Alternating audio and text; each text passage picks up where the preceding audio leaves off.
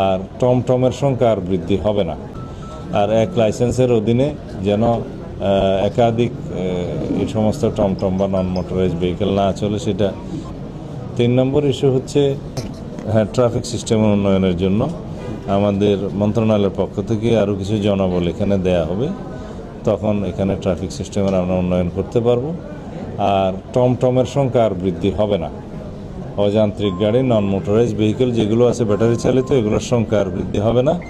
এবং লাইসেন্স নবায়নের ক্ষেত্রে যথেষ্ট কেয়ারফুল হতে বলা হয়েছে।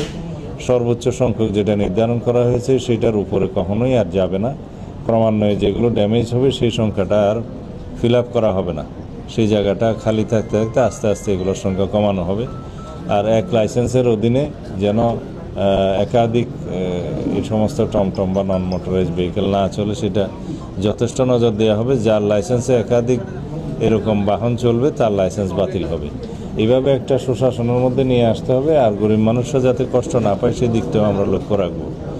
এর বাইরে আরও অনেক কিছু আমরা সিদ্ধান্ত নিয়েছি যেগুলো আপনারা জানতে পারবেন। জেলা প্রশাসনের পক্ষ থেকে এগুলো রেজলিউশন আকারে প্রচার করা হবে।